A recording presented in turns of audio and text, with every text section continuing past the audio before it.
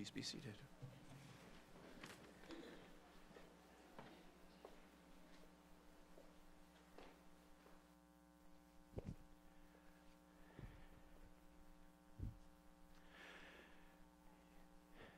If you've ever tried to learn a language, which we all have, but an additional language to the one that is native to you, you will know that it is not easy. You can't really read about it in a book. You can try for some vocabulary. You can't really just sit in a chair and learn whatever language it is that you want to learn. But it takes some time and it takes effort and it takes help.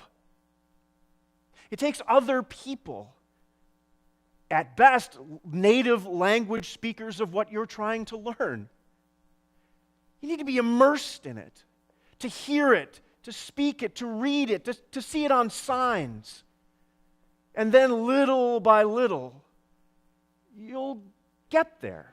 You'll get to know the language that you're trying to achieve.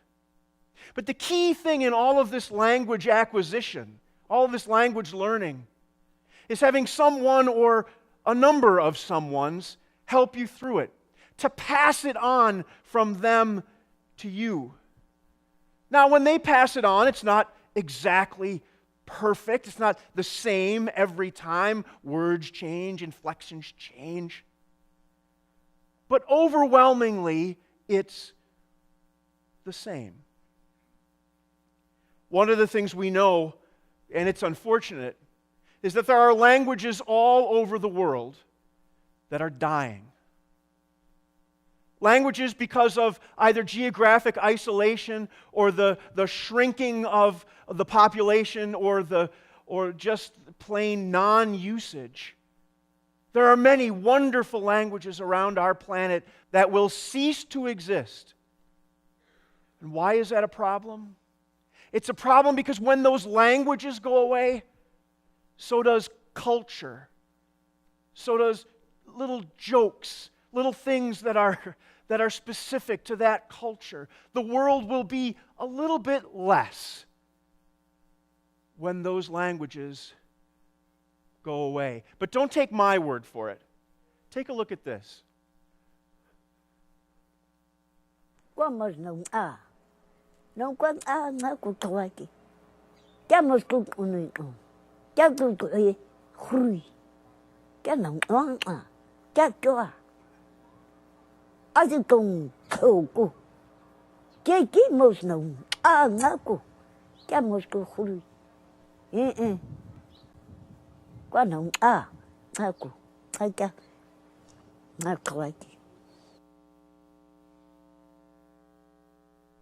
Soon,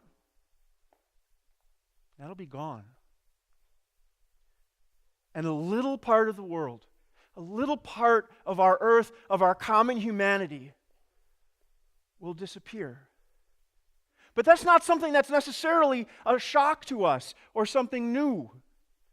Where my wife grew up, Pennsylvania Dutch is disappearing because Dutch speakers are disappearing. How many of your grandparents or even parents spoke something, say, Norwegian in the house? But how often does that happen today? Now, Norwegian itself isn't disappearing as a language, but from our culture, not just in the U.S., but here in western Wisconsin, little by little, that language goes away. Paul knew this 2 millennia ago in our first lesson today. Paul said to Timothy, you've got to stick with what you've learned. You've got to stick with what's been given to you by the ancestors. You've got to stick with this stuff. Now, I think that Paul wasn't simply being rigid and saying, stay away from other people who aren't like you. No, Paul understood that Timothy, who was the inheritor of Paul's ministry, had a sacred trust to keep the language of faith alive for Timothy's generation, to keep the language, the customs, and all of that in place so that the faith that Paul had been passing along to people like Timothy did not end up being like a huge game of telephone. You know what I'm talking about, right? Whisper down the river. If Timothy didn't hang on to what he was taught and then passed it down to somebody else, pretty soon Jesus ceases to be Jesus. And he's some circus clown riding a giraffe by the end of the line of that sort of theological whisper down the river. The faith in 2 or 3 or 5 generations doesn't look anything like it was intended to look. It dies out. Paul also knew, projecting really far ahead to our generation, that the same transmission that he was giving to Timothy was important for us to do the same. Today, in our stewardship emphasis, we talk about talent. And it takes talent to teach a language. It takes talent to receive a language. And it takes talents to pass along the faith that we have received. And not just the faith in Jesus Christ as we, read it in books, but how it's lived. How it's experienced in real lives. The talents that are in this room that can be shared with a generation and a next generation and a next. You're here because somebody shared it with you, right?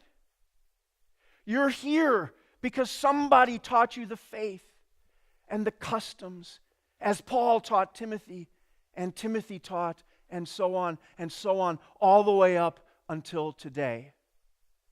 But that's a pretty heavy responsibility, isn't it?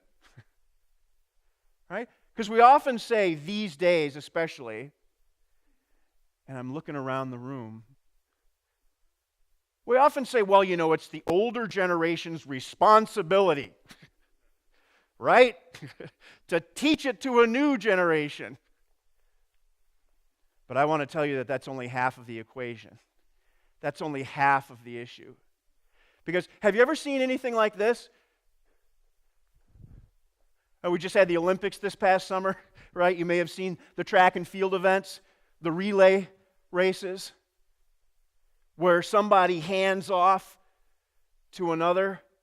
What's critical about this is it's 2 pieces, just like learning a language, right? You've got to be receptive, but somebody else has to share.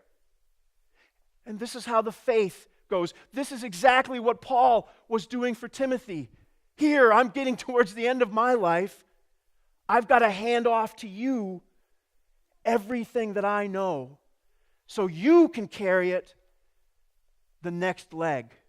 Now, we have some wonderful examples of that here at Trinity. You just saw one in the Tollers, right?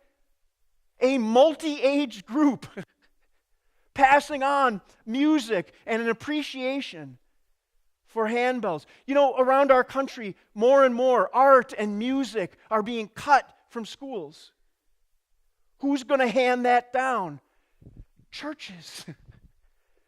Churches are one of the places that are still left where people can not only learn music, but perform it for others. That's a sacred trust for us to hand off. A little bit later in our worship service today, we are going to commission visitors, as Sarah had said at the beginning. That's a talent. Not everybody can do it. Not everybody wants to do it. But for those who do, it's a wonderful talent that can be handed down. A wonderful ministry of visitation and care and listening. And you're going to see those people gathered in just a minute. Another one. Quilting might seem like kind of an old thing, right? But I guarantee you, as the weather gets cold, every one of us is going to pull a blanket up to our necks. Might even be a quilt. Well, somebody made that. And if we are to have quilts like we did the other week, hanging here in the worship center and passed on to others, some of those hands have to hand off that talent and there have to be hands to receive it. So those of us who are not in the oldest generation here in Trinity have to be ready to receive those wonderful gifts and talents, just as Timothy received from Paul that gift. I had a friend back east named Bud. He died recently. But he had a saying. He said, "Faith is better caught than taught." He didn't make it up. But he said it with authority because he was a man of deep faith and spent most of his life on the left side of that equation, handing it off to young and old through his life, through his talents, through everything that he had. I want to finish by sharing a story with you. We also know, we'll see in the announcements, that this month we're highlighting the food pantry and trying to raise $10,000 in support of that ministry. There are a lot of talents in that food pantry. If you ever get a chance, go and see the volunteers who are there. They bring a ton to that work. It's not for everybody, but for those who it is, it's a great gift. And I want to read something that was sent from someone a guest of the food pantry. This person had a child who'd been ill, and they were in a tough spot. And this person writes, "I wanted to send a note of thanks. This past week I visited your food pantry. For me, it was the most humbling and difficult decisions I have ever made. For some reason, I had it in my mind that it would be an awful experience. Instead, I was greeted by friendly faces, kind words, helping hands, and a lot of love for my family." It continues, "We were not prepared for this, the sickness that they experienced. It's been devastating to our budget." But then they finish, "In the meantime, I really wanted you to know how very thankful we are for your assistance. It is often a thankless service. Your staff was so gracious and kind. Thank you for serving those in need. Thanks for feeding my kids." That's the faith. We pass it from one to another.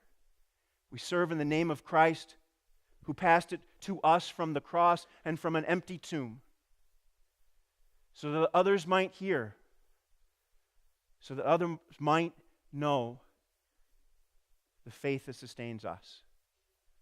Amen.